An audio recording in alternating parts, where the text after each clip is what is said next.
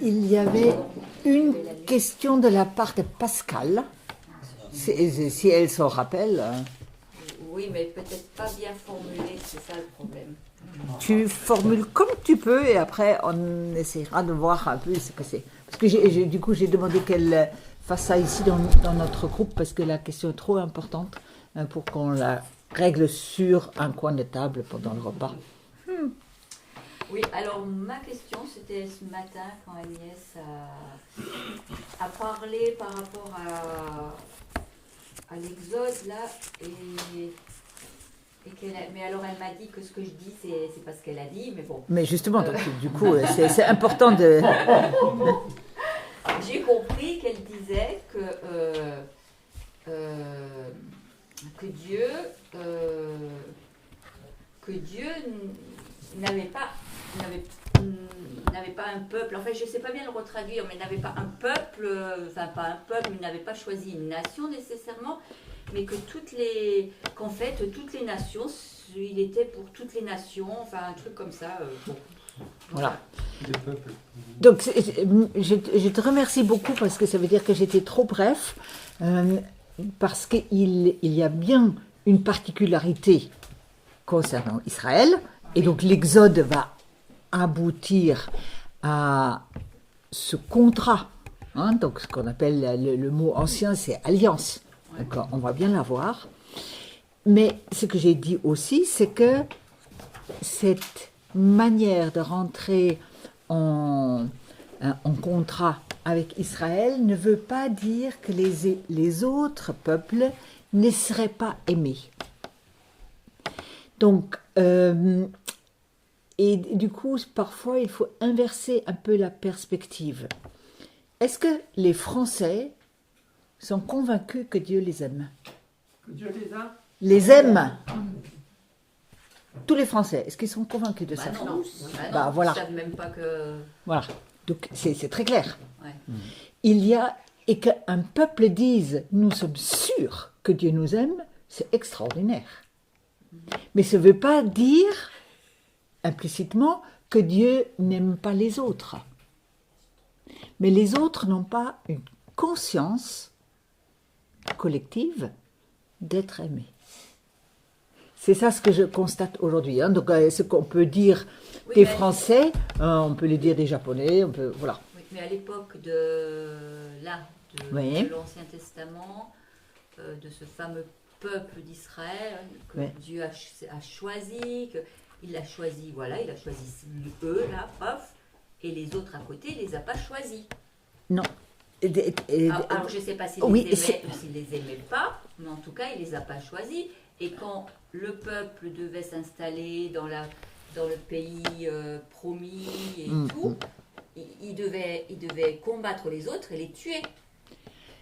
C'est là où c'est si compliqué que nous avons une lecture toute faite dans notre tête. Ah, ben, je sais pas, moi c'est ce que je lis, alors j'en sais rien. C'est ce qu'on t'a dit en raccourci pour t'éviter de lire petit à petit. Mais je vais raconter une histoire des rabbins. Et donc, ça concerne justement cette question. Et donc, les rabbins racontent, Dieu a convoqué au Sinaï, donc c'est au chapitre 19, il y a peu de chances qu'on va arriver là d'ici dimanche, a convoqué tous les peuples de la terre, donc les 70. Et il a interrogé, à partir du plus grand, est-ce qu'il voulait bien rentrer... Donc, c'est une histoire. Ah, c'est une histoire rabbinique, théologique. Du rabbin, enfin des juifs. Oui, mais pour parler justement de ta question. Ah. Et donc, les premiers, les plus nombreux, donc maintenant je le dis dans nos termes à nous, c'est des Chinois. Et donc les Chinois disent, bah, oui, pourquoi pas, mais montre-nous le contrat quand même. Et aussi tout ce qui est écrit en tout petit, hein. Donc ils regardent. Ouais, donc il faut être honnête dans les commerces. Ou ils disent, garde ton contrat là. Nous on est très bien comme ça. Ils convoquent les suivants. Ils demandent la même chose, voir les clauses quoi. Et on dit, entre les générations, il faut que ça se passe bien.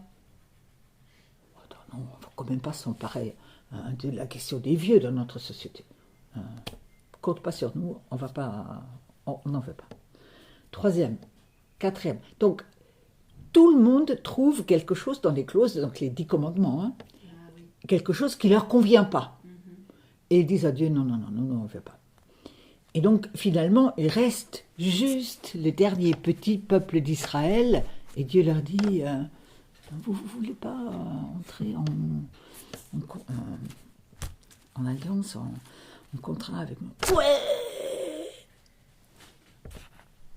Et donc, ils signent.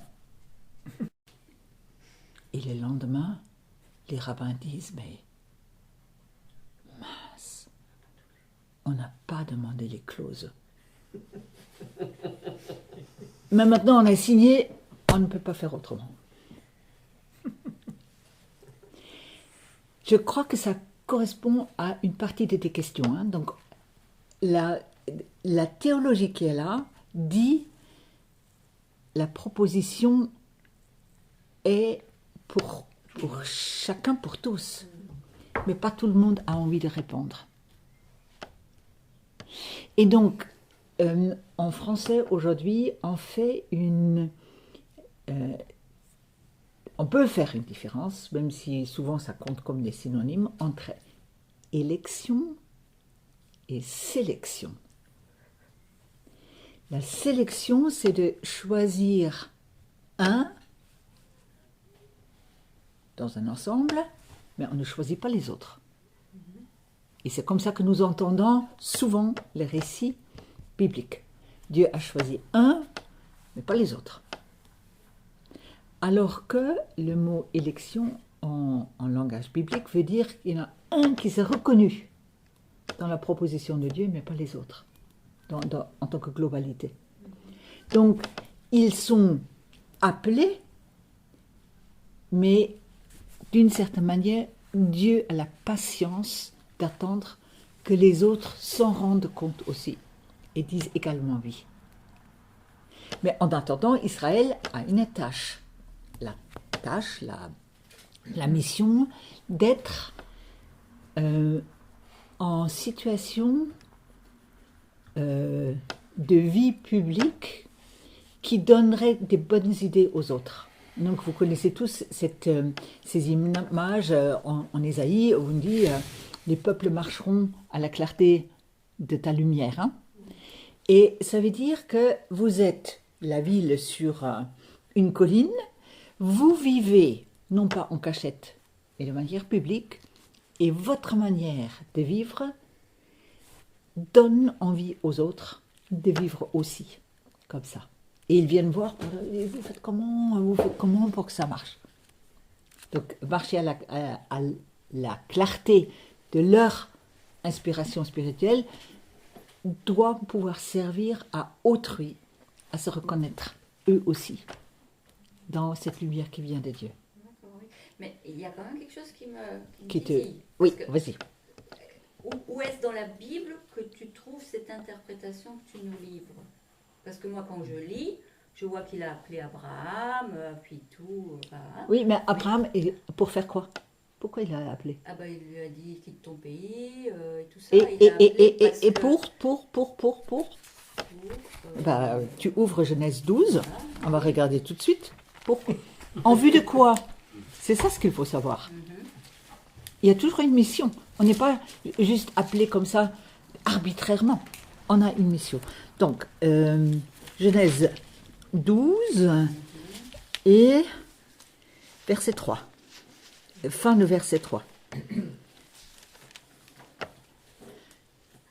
Tu l'as? Tu nous lis? Je bénirai ceux qui te béniront et je maudirai ceux qui te maudiront. Et toutes les familles de la terre seront bénies en toi. Voilà, donc c'est quand même pas mal. Hein. Toutes les familles de la terre seront bénies en toi. Qu'est-ce que ça veut dire? Si tu t'approches des autres et tu dis « Oh mais la poisse celui-là, vraiment il nous énerve », tu n'es pas une bénédiction pour eux. Donc c'est un comportement individuel, c'est un comportement tribal ou national. Donc si tu veux être une bénédiction pour les autres, tu dois avoir une qualité de vie, de relation, de confiance. Et le chapitre 12 nous raconte qu'Abraham, il dit, oui, c'est très joli, c'est mes valeurs, 100%, je vais faire ça. Qu'est-ce qu'il fait? Il se déplace en Égypte, il prend peur, il apporte la poisse à Égypte. C'est lui. Donc Pharaon, dans ce récit-là, est bon, comprend ce que Dieu veut, et pas Abraham. Abraham, il dit, ah non, ma femme, non, c'est pas ma femme, c'est ma soeur. Oui, elle peut aller avec toi, pas de problème. Donc il fait exactement le contraire de la mission qu'il a reçue et qu'il a signée. Donc le fait d'être appelé ne suffit pas. Encore faut-il rester jusqu'à ce que tu comprennes pour faire quoi pour l'humanité. Et donc, je maudirai ou bafouerai ceux qui maudiront. Donc évidemment, vous voyez tous les catéchumènes qui disent « Oh, tu vois bien, il est méchant ton Dieu. » Il dit « Non. » Il dit « Toi, tu as la tâche d'aller bénir les autres. Et si tu as des pépins et que ça se passe mal, je me charge, moi, Dieu, de voir avec eux comment ça se passe. Mais pas toi. Tu ne vas pas dire, celui-là il est trop grand, celui-là est trop petit, je vais le maudire. Et donc, là, je t'assure que beaucoup de chrétiens n'ont pas voulu lire comme ça parce que c'est contraignant. Je veux dire, on lit, on ne voit pas forcément. Voilà. Mais je suis sûre que tu ne vas pas dire que c'est une théologie Agnès uniquement. Non. Voilà. Donc, par rapport à la question de Pascal, où est-ce qu'on voit ça? Quand tu regardes les commentateurs, il y en a certains qui tirent les textes à eux pour se justifier, et il y en a d'autres qui disent, mais là on a une charge pastorale, une charge missionnaire très importante, et qui a été sous-estimée. Donc, en fait, beaucoup de gens veulent bien lire jusqu'à 2, jusqu'au verset 2. Et si possible, déjà, la dernière phrase de 2, ça engage un peu, hein, mais recevoir du bien, on veut bien. Mais après, le rendre aux autres, d'être inventif. Quelle est notre prière en général? C'est quand même, on se défausse pas mal. Hein. Donc, je demande du bien pour moi, et après, je demande à Dieu, tu lui fais du bien aussi. Mais moi, je continue à lui donner des coups. Hein. ou de me désintéresser, etc. Donc, notre intercession est souvent d'une légèreté absolument incroyable. Parce qu'on attend que Dieu s'occupe, uniquement Dieu, s'occupe du bien des autres. Alors qu'il m'a dit, toi.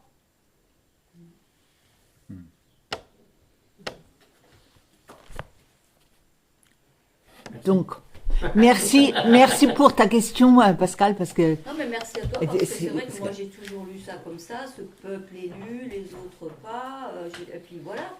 Et quand j'ai lu des commentaires, c'était dans cette... Alors on nous induit en erreur quelque part aussi. Oui, tout à fait. Tout à fait. Donc c'est à cause de ça. C'est super que vous soyez prête à prendre de votre temps, de votre énergie, etc. pour une lecture qui est plus respectueuse de la tradition des textes. Dans ce sens-là, parce que finalement ça va vraiment sur la question du eux et du nous, c'est que tu nous invites à relire depuis la Genèse. On a une grille de lecture où on était sur du eux, nous et du eux. Et là tu nous dis, en fait on pourrait quand même regarder autrement. Alors, sur le coup, je suis déplacé aussi. Hein. Je suis déplacé. mais ce chemin, je l'ai fait avec le livre de Jonas. Où j'ai vraiment saisi que, en fait, je suis Jonas tellement de fois. Et où j'en voudrais presque à Dieu d'être pas dans une logique parce que Dieu lui dit non mais ceux de Ninive c'est nous, c'est mon humanité, enfin c'est celle que j'ai créée. et je veux que tu ailles les voir parce que j'ai espoir encore pour eux. J'en suis plus à ton niveau de me dire c'est toi qui es l'élu, lui il va toujours prier pour son temple, son Jérusalem, son Dieu d'Israël qui reste sur Israël, et Dieu lui dit non mais je suis un Dieu je suis le Dieu de l'humanité des nations. Et donc moi le travail que je fais là aujourd'hui tout particulièrement avec toi, c'est que je me dis ah mince, en fait en commençant Exode il y avait déjà du Jonas, alors que éventuellement dans mon approche j'étais plutôt sur une compréhension que non, on était sur du nous, et c'est plus tard avec Jonas et surtout avec le Christ où quelque part Dieu aussi va révéler un chemin ou une mission qu'il veut cette fois-ci pleinement universelle et qu'il ne veut plus réserver ou cacher à un petit peuple. Mais finalement, ce que tu nous dis, et ce qui balaye ou ce qui remet en question une grille de lecture ou des lunettes qu'on avait bien mises déjà, c'est que depuis Genèse 10, finalement, et là même en Exode, et même en Genèse 12, avec la figure d'Abraham, c'est que Dieu a toujours eu à cœur de vouloir bénir l'humanité, et qu'il n'a trouvé finalement que ce petit peuple d'Israël pour oser essayer de travailler avec lui à cette bénédiction du monde. C'est ça. Et donc je pense que ce qui est toujours important, Dieu il peut bénir tout le monde sans nous. Mais la cata dans l'humanité ne vient pas de Dieu, c'est parce que nous on ne veut pas bénir les autres. Et donc du coup, sa proposition d'alliance pour nous associer à sa manière de faire, et qui se termine en Christ. Mais c'est un fil de lecture. Mais une chose, Pascal, où tu as raison, il y a des pages de la Bible qui contredisent cette manière-là. En fait, tout ce qui concerne l'entrée en ce qu'on appelle la terre promise.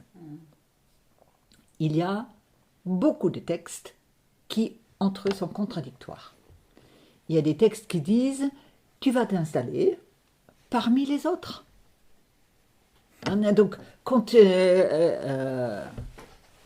il dit « donc vous allez prendre possession de ce pays, et il y a des Jébusites, et un Cananéen, machin truc, donc il y a toute une longue série, allez-y ». Mais on ne dit pas « tuez-les ». Mais il y a d'autres pages ailleurs où on dit « et vous le passerez au fil de l'épée ». Et c'est là où c'est tellement important que le travail exégétique qu'on fait avant de commenter les Écritures prenne en compte ce caractère contradictoire des textes, et ça tu ne peux pas savoir comme ça, pour savoir quelle couche littéraire correspond à quelle phase. Parce que souvent les restrictions, où on dit tu vas les tuer, tu prends leurs enfants, voilà, c'est des pages qui ont été écrites lors d'une situation de grande persécution. Et où on rêve de vengeance. Ce qui est normal quand on est persécuté. Mais on sait très bien qu'on n'a aucun moyen de se venger. Donc du coup, ce sont des situations où on sait très bien, si on écrit ça ne va pas se passer comme ça. Attends, je ne te comprends pas là. Si on écrit ça va pas se passer comme donc, ça. Donc si on écrit, si on dit tu dois tous les tuer, en fait, il y a une première tradition écrite qui existe déjà, qui dit vous vous installez. Ils sont précisés ce qu'il faut faire, sauf que vivre avec eux. Et après, dans la grande persécution par ceux qui t'agressent, il y a un scribe bien intentionné qui dit enfin, cette page, je ne peux pas la laisser comme ça, on va en rajouter une. Et dans laquelle on va mettre il ne faut pas se mélanger avec eux, il faut les exterminer pour que Dieu puisse gagner. Donc, c'est écrit. Tu peux savoir ça Justement, donc ça c'est les études on les appelle historico-critiques.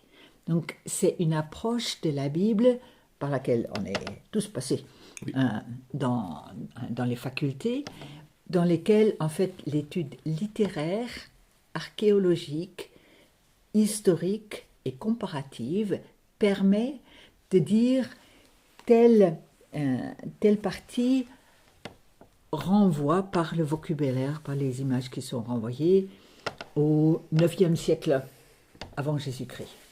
Alors que de l'autre page, c'est clair que ça ne peut pas être avant le 5e siècle. Parce que donc, mais ça, c'est vraiment quelque chose où toi, en tant que non-spécialiste, tu dépends un peu de ceux qui ont investi un peu là-dedans. Et donc, du coup, il y a un travail qu'on ne peut pas faire ici, parce que sinon, ça serait des années d'études, simplement pour déblayer ce caractère-là. Mais ce que l'étude historique parfois a oublié, ça peut être le mien. Ce qu'on ne peut pas faire, c'est laisser un texte morcelé après, pour dire, voilà, donc ça a été écrit à telle époque, ça a été écrit à telle époque. Oui. Et quoi, la foi, elle s'attache auquel de tes paragraphes. Donc du coup, on est bien obligé de remettre ensemble de manière signifiante ces différents morceaux pour dire, pour nourrir ma foi aujourd'hui. Moi, j'ai pas fait une confession de foi protestante pour dire, je prends, disons, un dixième du texte parce que ça, c'est historiquement prouvé, on peut le prouver. Ma foi, c'est pour le tout, mais c'est pas la crédulité pour le tout. Là, il faut faire une différence. Qu'est-ce qu'on a comme question? C'est pour le tout, mais c'est pas ma crédulité pour le tout. Oui, c'est ça. Mais normalement, les pasteurs sont payés pour aider. Amaury, Qu'est-ce que tu mets comme message? Non, justement, il s'était sur les choses pour lesquelles il n'est pas tout à fait sûr, mais pour d'autres, il va le faire. Donc, oui, tout à fait. Non, mais je pense que... Mais autant il y a une responsabilité pour être lumière des nations, lumière parmi les nations, et pour amener à cette bénédiction et cette alliance avec Dieu sur toute la terre, hein, pour l'amener autant, enfin je veux dire, c'était une exigence finalement éthique ou une exigence spirituelle, autant cette exigence, elle est peut-être plus grande encore dans notre rapport au texte biblique, ce qui fait que penser que ça y est, j'ai le fil conducteur de toute la Bible, ou que ça y est, j'ai mis toutes les cases au bon endroit pour la Bible, même à 40, à mon âge. Même à 50 ans et plus, donc, et je pense qu'on est sur cette même exigence de dire non, j'ai vraiment du chemin encore, et beaucoup de chemin. Donc moi, je reste vraiment assuré de ça.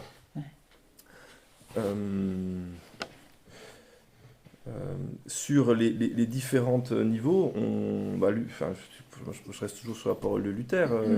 Si tu veux rencontrer le Christ, tu lis les évangiles. On est sur, je suis sûr, dans la diversité protestante, chacun est là où il est, mais je suis sur une hiérarchie de récits bibliques, et je place en premier les récits d'évangiles comme ma rencontre avec le Christ, et en rencontrant Christ, je rencontre le Père. Et quand je lis, et c'est du Luther, quand je lis le reste de la Bible, c'est aussi pour y retrouver la lumière du Christ, et la lumière du Christ, c'est un Christ universel. Donc comment moi, pour aller peut-être dans ce positionnement, c'est comment moi j'arrive à assumer que je sois sur une politique, dans ce testament, une politique de bonne et de mauvaise naissance, de bon et de mauvais peuple, et comment j'arrive alors à arriver au Christ qui a l'Esprit Saint qui est là pour toutes les nations, qui rassemble, qui permet une rencontre et une universalité dans la diversité, quoi. Donc là aussi, c'est la question que je... C'est ça. Et donc c'est la lecture avec le Christ qui nous oblige à dire... Ben oui. Il a lu et il a vu ça. Il a dit... actuellement, à l'époque où il était là, il dit, mais c'est quoi de laisser 3/4 des gens devant la porte parce qu'ils n'observent pas les règles qui sont là. Et vous pensez que Dieu est déstabilisé par ça? Quand même, votre image de Dieu ne vole pas très haut. Donc c'est cette manière qu'a Jésus de situer ces différents niveaux en disant non, on peut prendre acte, mais ça n'enferme pas.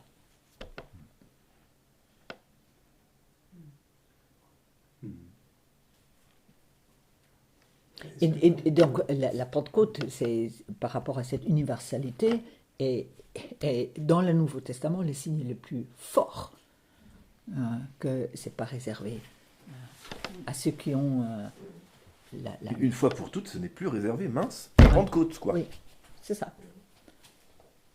Et donc, du coup, là, du coup, en tant que chrétien, je ne peux pas avoir une lecture différente de celle-là.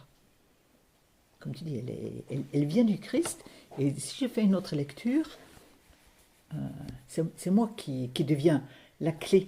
Tiens. Bien sûr. Bien sûr. C'est la confiance. On peut t'accompagner. Tu achètes pas un tableau à 10 millions. C'est trop beau ça. Ah ouais. Je me dis quand Jésus était à la synagogue et on lit qu'il expliquait les textes bibliques, qu'il écoutait, je me dis, est-ce qu'on a des traces des explications qu'il donnait? Parce que ça serait intéressant ça. Tout à fait. Si on savait comment lui expliquait justement ce texte-là. Malheureusement non. Donc la seule chose, donc de temps en temps éventuellement on l'a. Donc vous avez entendu, mais écoutez, moi je le lis vraiment différemment. Donc les sermons sur le montagne, on en a, mais c'est aussi une œuvre littéraire d'une tradition chrétienne qui existe déjà. Après l'expérience de la résurrection, donc l'expérience des disciples du ressuscité fait que les anciens schémas sont roulés de côté, comme cette pierre qui était devant le tombeau, pour permettre de voir que le ciel est relié à la terre. Donc le tombeau ouvert, ça libère le monde, ça ne libère pas le ciel, il était déjà libre. Mais nous, on n'était pas libres, et on ne le savait pas, mais on se croyait libre. Donc du coup, il faut rouler cette pierre pour que la lumière nous arrive par là. Et ça, c'est une des frustrations. Le récit des disciples d'Emmaüs est le plus fort dans ce sens-là, François, parce qu'on nous dit, voilà, ils sont hyper dépressifs sur leur chemin, là, et Jésus il dit, vous parliez de quoi? Et donc on nous dit, il leur expliquait les prophètes, les psaumes et les écritures, tout ce qui les concernait. On dit, mais micro. Donc, c'était quoi? On n'a aucune idée. Donc, nous sommes, et finalement, c'est peut-être là aussi notre liberté de dire, vas-y, regarde toi-même. C'est pas des prédictions, mais c'est la prophétie. Donc, si toi, tu n'interprètes pas à ton tour, tu ne trouveras rien. Donc, vas-y, relis avec ce que tu sais de la mort et du ressuscité avec toi aujourd'hui. Reviens au texte. Tu trouveras. Et tous les disciples ont fait ça. Je vous le montrerai demain sur le tympan de la basilique. C'est incroyable. Donc, on est appelé à être interprète de Dieu. Chacun, toute notre vie est une mise en lecture de ce que nous avons compris des Écritures. Quelle responsabilité. Oui, donc nous sommes d'une certaine manière une prédication vivante. On sait très bien, il ne suffit pas d'avoir un joli discours si ça ne se lit pas dans un style de vie. ça va pas être fécond.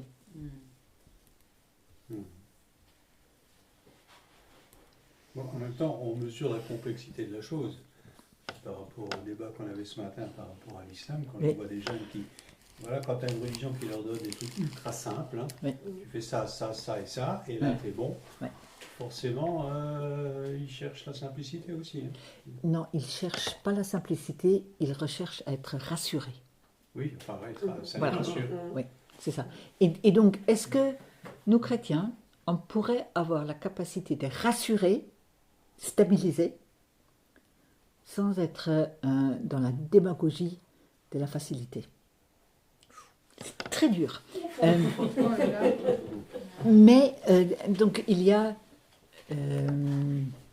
Acte 3 et le récit où Pierre et Jean vont au temple et ils croisent un mendiant, donc un homme infirme qui fait la manche croix. Et donc, Pierre dit... Ce que tu demandes, tu peux pas. Que veux-tu pas que le... Non. Ça, c'est dans les évangiles. Là, je suis dans les Actes des apôtres, donc ils demandent des sous et... Non. Le plus que je puisse te donner, c'est le Christ. C'est à peu près ça. Hein. Ouais. Donc, il dit, de l'argent, de l'or et de l'argent, j'en ai pas. Oui. Mais ce que j'ai, je te le donne. Au nom de Jésus-Christ, lève-toi. Oui. Et donc, une confiance donnée à quelqu'un qui est regardé de haut, physiquement parlant, toute sa vie, eux s'arrêtent et lui donnent, ils disent, nous, on veut être à visage égal avec toi. Vas-y, tu peux. Donc, la nouvelle manière de se situer devant Dieu et devant les humains fait que ils sont capables de rassurer quelqu'un dans son existence pour se tenir là où il n'avait jamais encore été. Donc, en fait, il peut, à partir de ce moment-là, accéder au temple. Vous savez très bien qu'un handicapé ne peut pas arriver au temple. Donc, ils le rendent capable de Dieu, capax Dei, par leur manière de faire. Ça veut dire qu'on ne peut pas être timide. On ne peut plus être timide. En fait, tu as ton caractère que tu as, hein, donc ça reste. Mais en tous les cas, de repérer ce qui, chez l'autre, te permettrait de poser un témoignage concernant une autre force dont tu vis, discrètement. Donc c'est d'abord un témoignage qui va par un style de vie, mais qui peut être complété après par des paroles, si on est interrogé. Donc là, le mendiant, il demande quelque chose. Et donc à ce moment-là, tu peux répondre. Voilà, donc il faut assez bien quand même respecter la grammaire du psychisme humain. Quand on te raconte beaucoup de choses et que tu n'as rien demandé, on est ennuyé, on est écrasé, mais rarement dynamisé. Donc, le dialogue demande, on faut rentrer en dialogue, demande qu'on s'intéresse à la personne dans son ensemble. Et donc, ça peut dire, quel est le sport que tu aimes le plus, qu'est-ce que tu fais, voilà, donc, ça peut se construire et peut aller impliquer, comme tu dis, donc souvent les chrétiens se défilent aussi un peu là et disent, voilà, il ne faut pas en parler pour respecter les autres. Non, ça ne va pas non plus. Mais la grande majorité des gens ne demandent rien. C'est un peu la difficulté. Si tu attends qu'ils demandent, tu peux attendre longtemps. Oui, tout à fait. Et donc, du coup, il faut créer des situations pour que des demandes peuvent naître. Oui, parce que ton style de vie peut interpeller celui qui ne demande rien. Ouais. Mais c'est vrai, il y a une vraie pédagogie à avoir pour faire naître des questions. Mais, donc, ce qui est clair, les enfants et les ados, ils aiment qu'on leur pose des questions. C'est un défi. 70, c'est quoi? Hein. Donc, du coup, tu peux amener des bouts de réflexion en fonction des questions qui permettent d'aller plus loin. Et en fait, c'est une des caractéristiques de Dieu dans la Genèse. Donc là où c'est fermé, Adam et Ève, Caïn, donc c'est lui qui arrive avec des questions pour nous faire parler. C'est pas parce qu'il recherche des informations. Hein. Mais le tout, c'est que nous, on arrive à nous déplacer par rapport à des enfermements dans lesquels on est complètement perdu.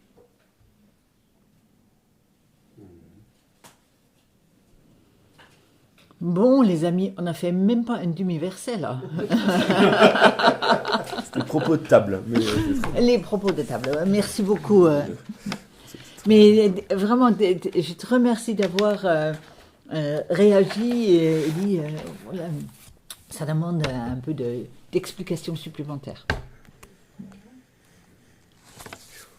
Ça vous va ? Oui, oui. On fait quand même un demi-verset ? Bien sûr. De toute façon, heureusement qu'on est pris dans la question du temps. Alors, je crois que le plus facile, c'est qu'on lise à haute voix la nouvelle petite partie de ce premier chapitre, verset 15 à la fin de ce chapitre, et dans le commentaire, c'est un peu plus facile probablement. Donc, si quelqu'un veut bien lire. Le roi d'Égypte parla aussi aux sages-femmes des Hébreux, nommées l'une Shifra et l'autre Poua. Il leur dit, quand vous accoucherez les femmes des Hébreux et que vous les verrez sur les sièges, si c'est un garçon, faites-le mourir. Si c'est une fille, laissez-la vivre. Mais les sages-femmes craignirent Dieu et ne firent point ce qui leur avait été dit par le roi d'Égypte. Elles laissèrent vivre les enfants. Le roi d'Égypte appela les sages-femmes et leur dit, « Pourquoi avez-vous agi ainsi et avez-vous laissé vivre les enfants ?» Les sages-femmes répondirent à Pharaon, « C'est que les femmes des Hébreux ne sont pas comme les Égyptiennes. Elles sont vigoureuses et elles accouchent avant l'arrivée de la sage-femme. » Dieu fit du bien aux sages-femmes et le peuple multiplia et devint très nombreux. Parce que les sages-femmes avaient eu la crainte de Dieu, Dieu fit prospérer leur maison. Alors Pharaon donna cet ordre à tout son peuple.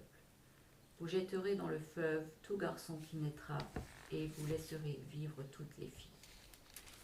Merci beaucoup.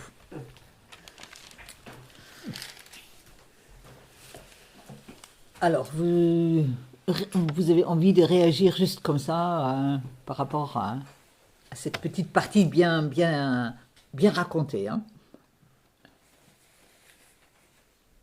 Bah après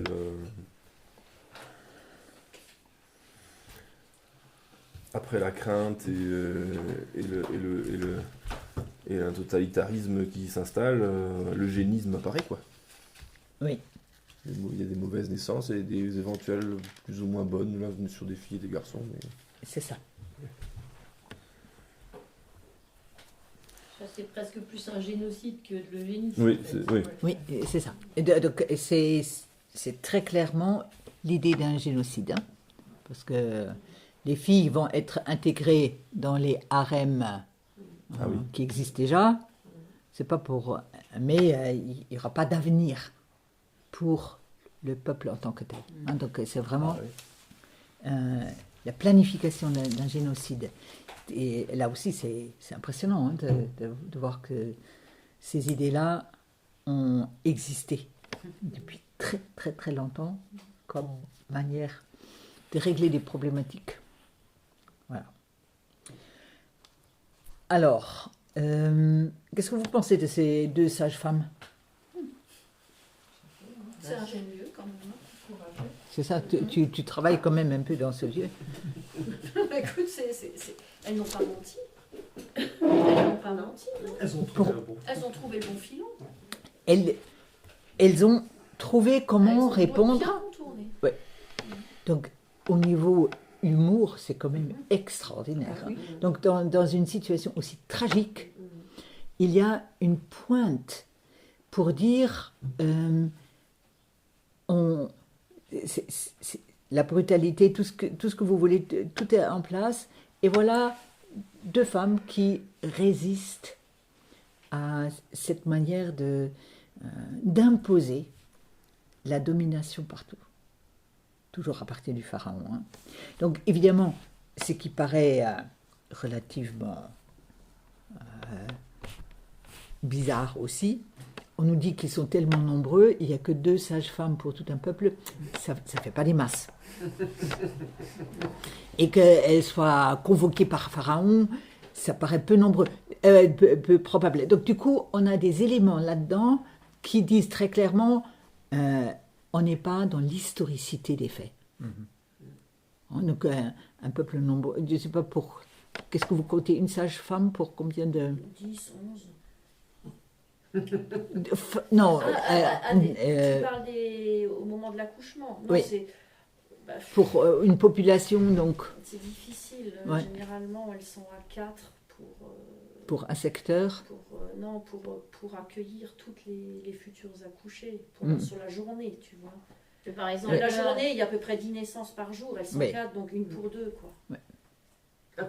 Ouais. Mais en tous les cas, on nous a dit que Pharaon, il a tellement peur, ils sont tellement nombreux, voilà. Donc, du coup, le rapport des chiffres montre bien que on ne nous demande pas de prendre ça au pied de la lettre. Mais par contre, ce qui me paraît important, c'est de dire,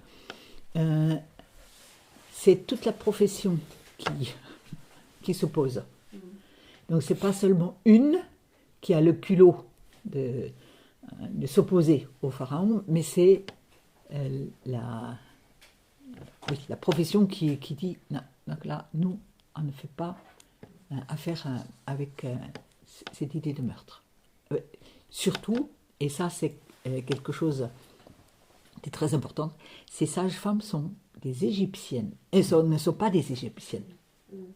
Donc du coup, on a là un schéma qu'on observe un peu partout, que les vexations pour des populations, on cherche souvent des membres du groupe qu'on veut éliminer pour faire ce travail, ce boulot. Ah oui.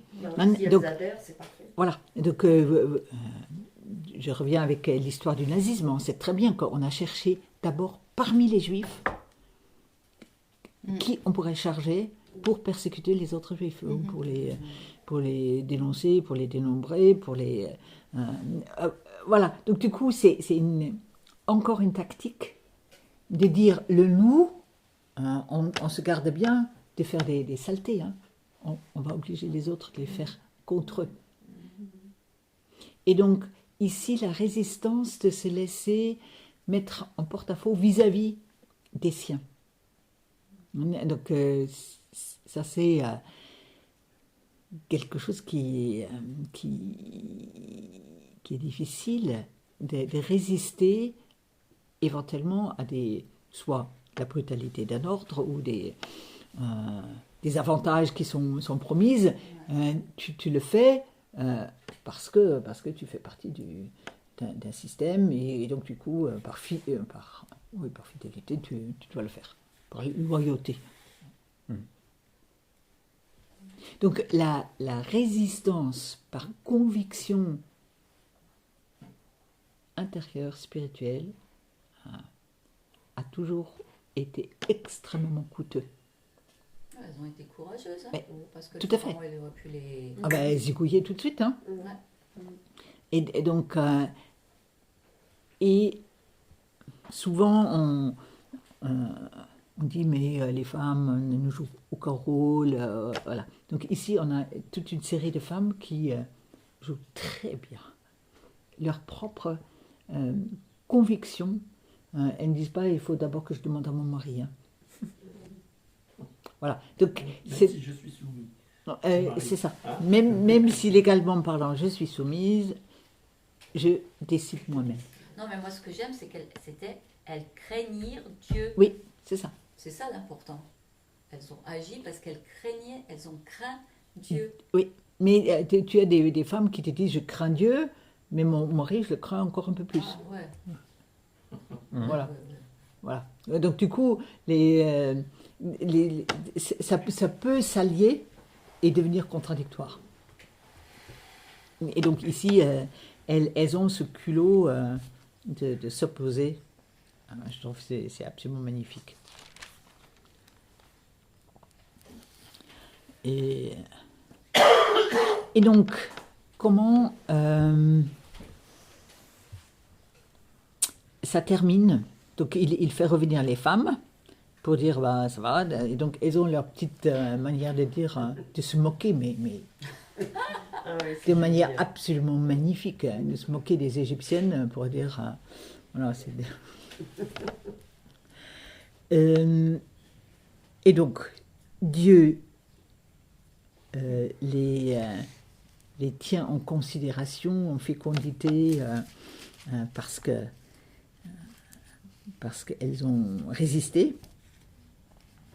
Et quelle est la réaction de Pharaon quand il a compris que son plan d'un génocide ne va pas aboutir? Qu'est-ce qu'il... Un autre plan. Voilà. Donc il n'abandonne pas le projet. Donc c'est un peu Poutine, hein, donc si ça ne marche pas, ben, je prends autre chose, hein, mais en tout cas, c'est mon projet qui doit l'emporter. Il monte d'un cran parce que c'est tout le peuple Oui. qui doit gérer la situation. Oui. Et donc, quel peuple? Le sien. Voilà. Donc, et du coup, il est obligé de mouiller les siens.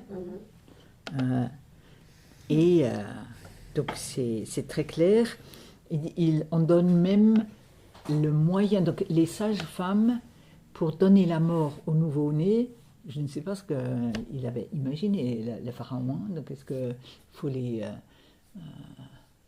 égorger? Voilà, donc c'est pas si un nouveau-né, c'est résistant. Hein? Et donc ici, la modalité pour donner la mort est donnée avec l'ordre. C'est noyade. Hein? Donc, et là, on a un contraste que je trouve très, très parlant, parce que il y a une naissance uniquement parce qu'il y a de l'eau, hein, donc, et parce qu'il y a une sortie d'eau, il y a naissance, et donc là, on les replonge, et donc du coup, c'est la mort. Et donc du coup, cette double figure de l'eau indispensable pour qu'il y ait vie, et néfaste, parce qu'elle peut aussi être symbole de mort, nous la vivons chaque fois qu'il y a un baptême. Donc ça, c'est vraiment cette grande symbolique qui apparaît là. Voilà, donc du coup, je pense que de mon côté, j'ai pas d'autres commentaires à faire. Sinon, justement, ce système qui est fait pour broyer les autres, une résistance possible, et Dieu qui fait la différence entre ceux qui sont grands selon leurs propres yeux et ceux qui sont des craignants Dieu. Est-ce que vous aimez bien le mot craindre? Non. Essaye de nous dire pourquoi. Qu'est-ce qui fait difficulté avec ce mot? Non, ce jugement, je trouve qu'il y a, enfin pour moi, il y a du jugement derrière, il y a punition aussi. Quand on craint quelqu'un, c'est parce qu'il y a peut-être punition au bout. Et du coup, je n'aime pas ce mot. On parle de... Parce que pour moi, le Père, c'est plutôt... Bon, même si parfois il remet les choses en ordre, mais c'est plutôt bonté. Et ce mot, craindre Dieu, je ne l'aime pas. Parce qu'il y en a d'autres qui se retrouvent dans ça cette... fait peur, en fait. Ça crée une peur. C'est ça.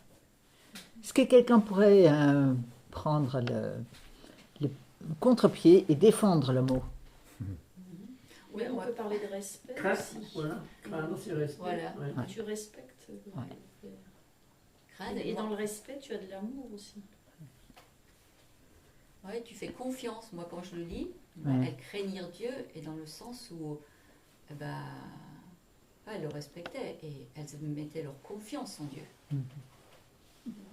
On dit que la crainte est le début de la sagesse. Hein, donc, Parce que chez moi, il n'y a pas écrit crainte, il y a écrit elle respecte Dieu. Ah ouais. Déjà dans la traduction. Donc en fait, tu as le français courant. La parole de vie. La parole de vie. Voilà, donc là c'est encore plus fort. Hein. Donc effectivement, vous avez une réaction par rapport à ce mot, ça vous parle pas Dans le respect. Ouais. C'est ça. Donc en fait, la langue évolue. Et pour nous, en français, aujourd'hui, le mot craindre a cet aspect négatif. Et c'est très important de s'en rendre compte. Et donc, toutes les nouvelles traductions qui s'adressent à des personnes peu habituées à la lecture de la Bible traduisent par respect. Ouais. Donc, même à Thésée, dans les psaumes, ils ont tous enlevé le mot crainte par respect. Donc, parce qu'il y a une très grande diversité, et on peut, avec les mots qui ont une mauvaise connotation dans notre communication actuelle, même s'il correspond à ce que disent les textes bibliques, on peut en arriver à dire le contraire du texte biblique. Oui, ça, on peut mal interpréter. Voilà. Et donc toi, vous êtes plusieurs là à avoir déjà fait ce travail intérieur, et ça ne vous gêne plus de dire, voilà, donc pour vous, c'est respect, confiance, etc. Mais c'est important aussi de dire, vraiment, je ne prends pas ce mot, et c'est juste parce qu'il ne dit pas aujourd'hui ce que le texte voulait dire. En fait, je crois que vos commentaires là ensemble étaient assez clairs. Ça dit une différence entre moi et celui dont on parle. Donc c'est pas un copain, Dieu. Donc c'est pas mon pote. Et quand il donne une ligne directrice pour la vie, ça se négocie pas. Mais ça se respecte. Et voilà. Donc du coup, c'est plus sous cet angle-là que les choses sont à entendre. On est dans un dialogue de confiance, mais c'est pas doucereux, c'est pas de la mollesse, c'est pas du n'importe quoi, ou du copinage où finalement on va bien être d'accord pour comprendre chez les autres. Hein. C'est trop sympa ce qu'ils ont. Donc du coup, la transcription d'un certain nombre de termes peut parfois ne pas se faire avec un seul mot, mais on a besoin de s'en expliquer un peu plus.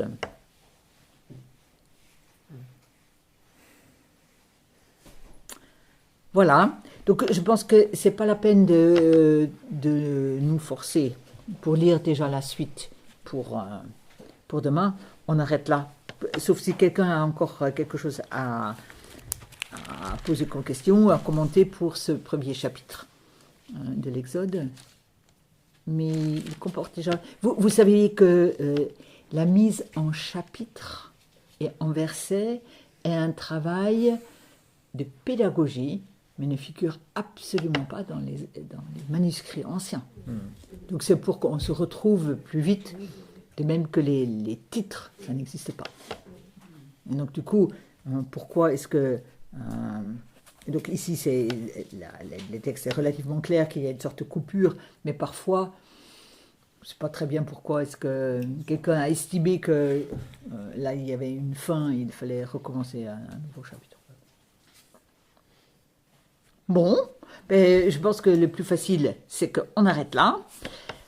Mais alors, juste le livre de la Genèse.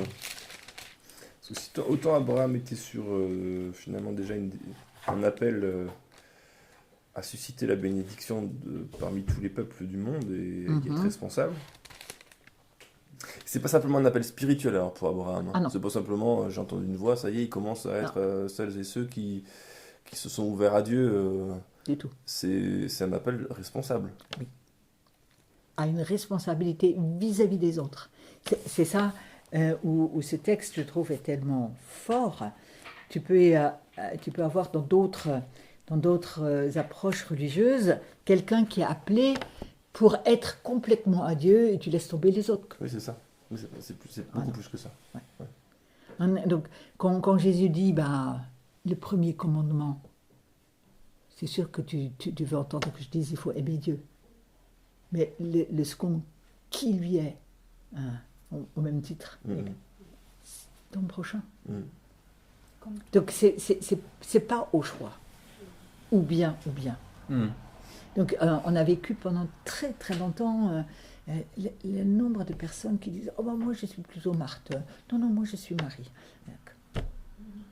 Quelle lecture myope. On est toujours les deux. Et en fait, de toute façon, si je devais vous commenter Marie et Marthe, probablement, ça ne correspond pas exactement non plus à ce qu'on a en tête quand on dit Marthe et Marie aujourd'hui. Donc, en fait, les textes parlent beaucoup plus d'une emprise en fratrie. Donc, je veux absolument que tu réalises mon projet. Et puisque je n'arrive pas à te convaincre que ça, c'est le meilleur sens à ta vie de faire ce que moi je te dis, tu lui rapportes quoi. Ouais, je fais appel à Dieu pour venir, dis-lui quand même, tu vas m'aider, quoi. Tu bouges un peu, quoi. Et beaucoup de pasteurs fonctionnent là-dessus. Donc j'ai un projet pastoral génial, mais génial. Donc je cherche juste les gens qui vont le mettre en œuvre. Mais on est qui? Moi je suis baptisée comme toi. Pourquoi tu me dis ce que je dois faire? Aucune raison. On peut élaborer un projet ensemble. Là, tout à fait d'accord. Mais c'est pas à toi de me dire comment je dois remplir tes cases. Même si c'est pour Dieu. Je profite encore un peu. Par rapport au projet ou l'évolution, je suis dans une linéarité à remettre en question. Mais donc, dans le développement d'Abraham, de sa famille, la fin de la Genèse, c'est Joseph. Je veux dire, on arrive à Exode en chapitre 1 où j'essaie de voir en fait le fil conducteur par rapport à cette question de l'universalité, s'il y en a un ou pas. Oui. Donc, la Genèse, en fait, la première partie, chapitre 11, c'était quand même une idée, est-ce que l'humanité tout entière peut rentrer dans un projet pour Dieu? Non. Donc du coup, on va essayer avec un seul et bâtir avec lui ce lien aux autres. Ça marchait pas. Il est resté sur l'idée que ça fonctionnait pas. Quoi.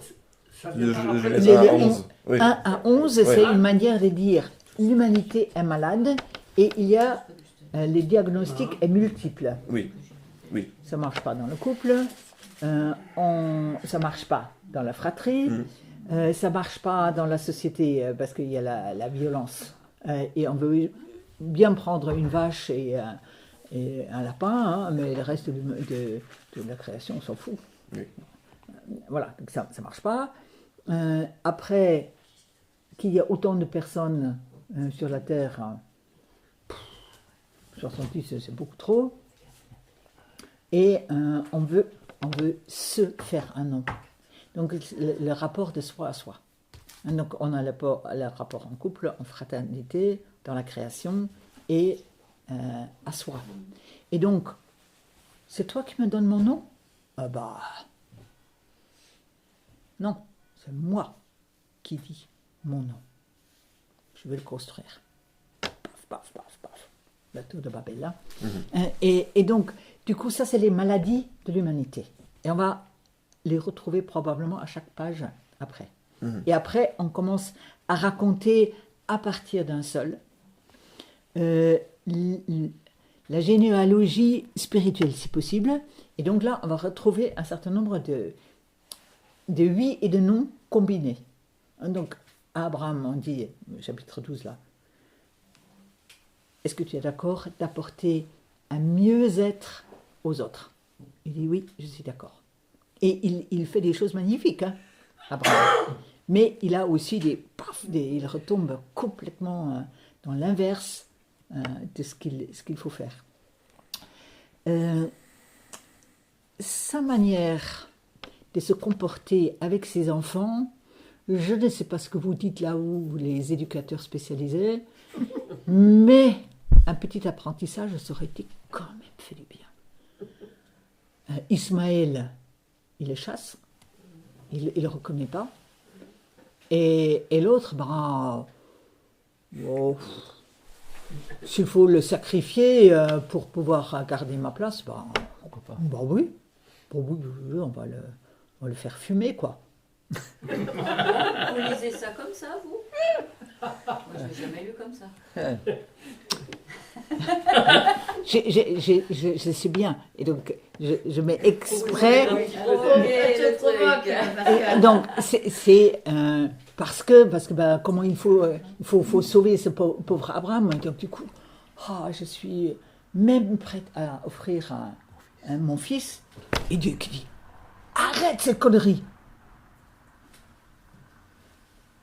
Tu peux offrir le vieux bélier là, qui te ressemble. Excusez-moi, mais je crois que j'ai beaucoup appris par les lectures juives, parce qu'ils disent tout texte a au moins 70 interprétations, 70 à nouveau, hein. Voilà. Donc on connaît les chiffres maintenant. Et donc si tu en trouves 2 ou 3, c'est déjà pas mal. Mais ne rentre pas dans cette... en fait, jusqu'à la Renaissance, tout le monde est d'accord pour dire qu'une seule chose peut avoir plusieurs significations. Une fleur, on peut la regarder sous son aspect botanique, nutritionnel, pharmaceutique, esthétique, relationnel si j'offre une fleur à quelqu'un. Voilà. Si on ne sait pas dans quel cadre arrive la fleur, je ne sais rien faire. À partir de la Renaissance, on arrive dans une culture occidentale qui dit une chose, un sens. Et donc, c'est à cause de ça, nos lectures occidentales de la Bible ont connu un rétrécissement vraiment très très fort. Et c'est pas simplement, c'est un aplatissement. Ça veut dire ça. Ça veut dire ça.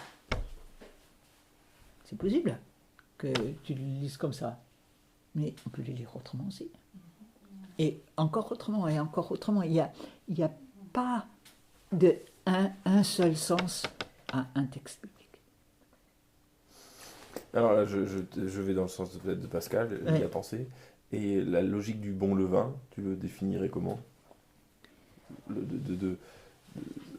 Dis un peu plus. Si une interprétation est un le, je veux dire dans le récit biblique, dans le texte biblique, on peut les pharisiens utilisent un mauvais levain pour faire lever la pâte de la parole. Je me trompe. Est-ce qu'il y a une clé de lecture par rapport à un levain pour faire je suppose que c'est chaque fois par rapport à une fécondité qui libère les forces vives ligotées à l'intérieur de l'humain. Qui disent, donc en fait ça on va probablement quand même lire, mais si vous voulez regarder déjà au chapitre, donc Exode chapitre 3, le verset 12, tu nous le lis dans ta traduction. C'est le français courant, plus simple. Je serai avec toi, reprit Dieu, et pour te prouver que c'est bien moi qui t'envoie, je te donne ce signe. Quand tu auras fait sortir les Israélites d'Égypte, tous ensemble, vous me rendrez un culte sur cette montagne-ci. Donc, quel est le signe que c'est Dieu qui est acteur dans cette affaire ? Fin du verset. Me servirai. Non. Vous servirez Dieu. Exactement, vous servirez Dieu. Donc, non pas, tu t'auras fait une bande de copains qui te sont éternellement reconnaissants parce que tu les as fait sortir. Pas du tout. Ce qu'il s'agit de faire, de les libérer pour qu'ils puissent servir Dieu, indépendamment de toi éventuellement. Moïse ne rentrera pas sur la terre promise. Et donc, c'est ça le critère. Voilà. Et donc, le Nouveau Testament reprend cette lecture-là. On ne nous raconte pas la fin de vie ni de Pierre, ni de Paul. On sait très bien qu'ils ont été exécutés. Mais l'auteur des Actes des Apôtres s'intéresse au fait qu'on ne peut pas enchaîner la parole de Dieu. On peut tuer des personnes, mais on ne peut pas tuer la parole de Dieu. Voilà. Donc du coup, les perspectives, effectivement, c'est important de les rétablir chaque fois. On est en route à cause de quoi et en vue de quoi.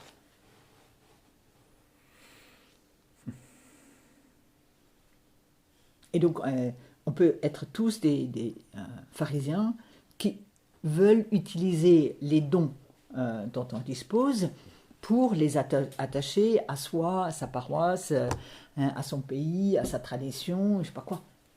Donc, l'intérêt relativement immédiat qu'on peut avoir, c'est non pas de veiller à ce que l'autre soit libre, mais ça montre combien je suis indispensable. Et donc ça ne vaut pas seulement pour les pasteurs. Ça vaut pour eux, mais je crois que chacun de nous peut être tenté.